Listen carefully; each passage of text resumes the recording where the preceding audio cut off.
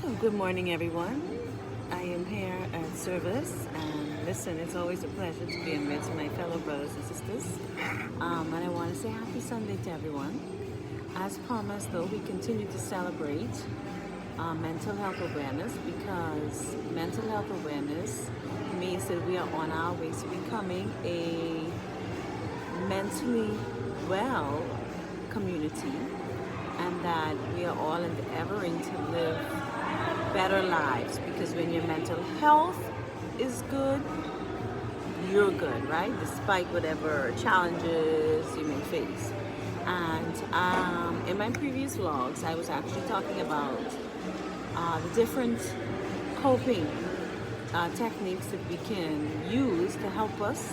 Because, once you determine that, okay, yes, I am going through a mental health challenge now, the question becomes, how do you get through this? How do you get yourself back to some type of normalcy, right? And I covered a number of them using your faith, using breathing, meditation, exercise. And this morning I want to speak specifically about one, and that is going to be medication. And I know that this can sometimes be a controversial topic as it relates to mental health care and as an individual, whether you opt to use medication or not. But in some cases, medication can be really beneficial and very helpful. As with everything, it does come with side effects. And I think the question becomes now whether you're going to benefit or whether the benefits are going to outweigh the risks. And that's really the question that you're going to have to pose to yourself. And it's an excellent idea to get with a doctor. I mean, normally a doctor would have to prescribe any type of meds you would need, especially as it relates to a mental health illness. But you can discuss the benefits, the risks, and how you can proceed with that. Now, as a believer, I want to point this out that many churches advocate not using medication, and some individuals advocate not using medication. And I just want to say to those of you out there that have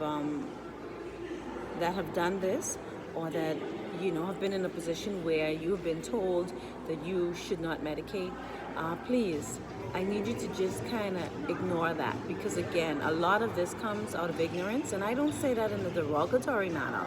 I'm just saying that mental health and mental illnesses are very complex, and even though there can be a lot of well-intentioned persons, especially like in our church family or in our church leadership, it doesn't mean that they are familiar with the different aspects of mental health, because in many cases they are not. And it doesn't mean that they are really in a position to give the appropriate guidance as to how to proceed.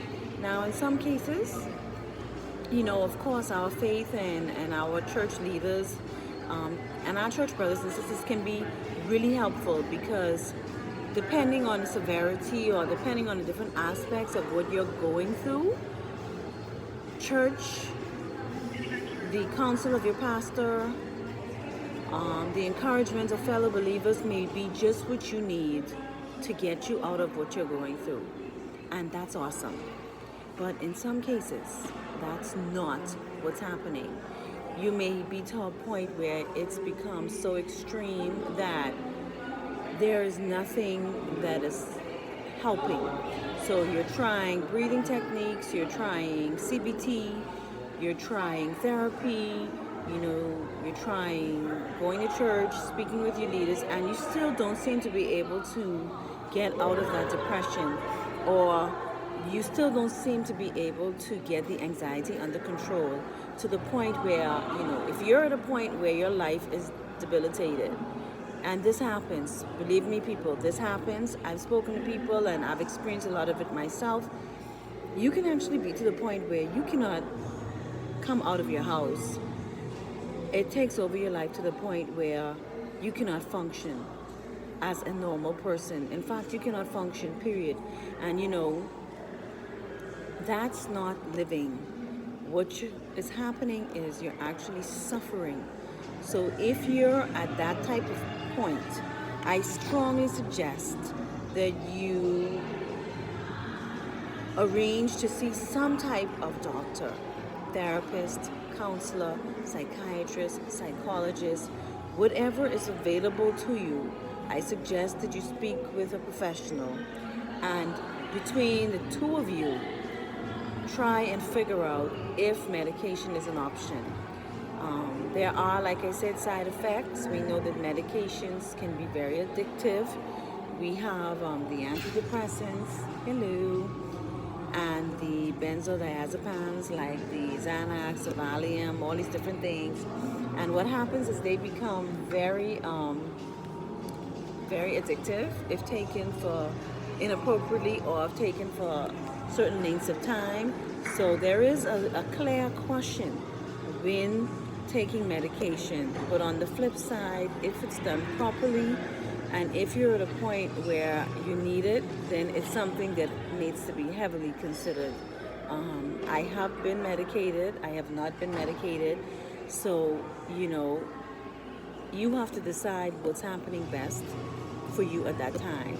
So I'm not going to talk about any other coping techniques. It's just going to be medication. And then you want to always do medication in conjunction with therapy. The good thing is a lot of these medications that I'm referring to, some of them are prescribed, and you do also have a lot of natural meds as well that you can look at getting. There's some herbs that I think of like ashwagandha, B complex, magnesium. All of these are important vitamins and minerals that can actually help with anxiety and depression and have been proven to assist. So, you got to get proactive, like I always like to say, and you have to really research because if you want to be medicated, starting off with natural medicines or natural vitamins and minerals, to me that's like the best case scenario. So before you even get into the prescription meds, there's a lot of other things that you can do as it relates to maybe supplementing.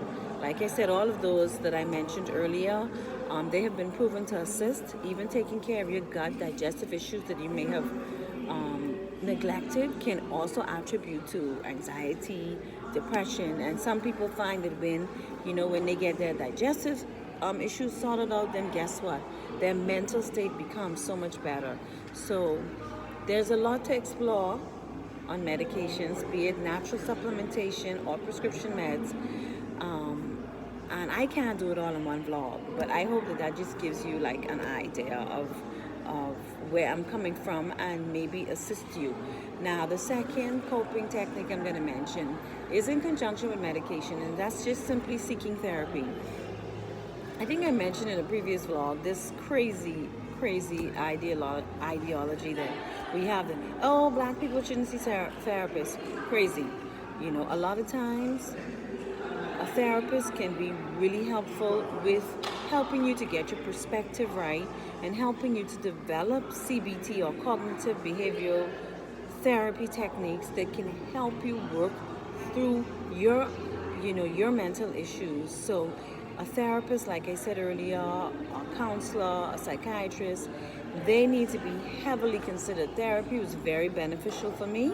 I've done it and it definitely helped me. And sometimes we think therapy is just going to a doctor, but in many cases it's actually it can be even talking to somebody. When you talk to a friend, or when you vent, or when you go into somebody's presence and you ask for advice, this is all therapy, even though we may not actually call it that. So therapy is extremely helpful. It is something that I fully endorse and recommend if you're having a mental health challenge. So I want to encourage you to heavily consider some type of therapy. We all need someone to talk to. The value of a friend. Sometimes a good friend can do the trick. They may be somebody who understands, who's really empathetic to your situation, and that may be all you need. That may be the extent of it. But then if it's more complicated than that and it's becoming more of an issue, then you may need to seek maybe a professional's help who can assist you with coping techniques from the spiritual side and also from just regular day-to-day living side. So they're the two that I want to highlight this morning, and I think they're extremely important. Mental health, I think, is a journey, and it's hard work to get yourself to a mentally healthy place, especially if you've already gotten to the point where, whatever you're going through is greatly impacting your life. So I encourage us all this morning to, do not let pride or misinformation or fear of what persons would say about us stop us from getting the help that we need. Let's be proactive, because our emotional well-being is so important to the quality of life that we live, people.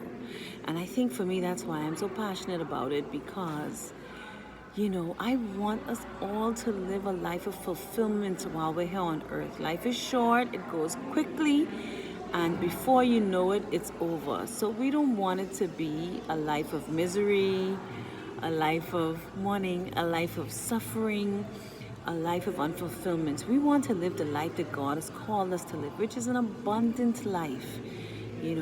Christ came that we may have an abundant life.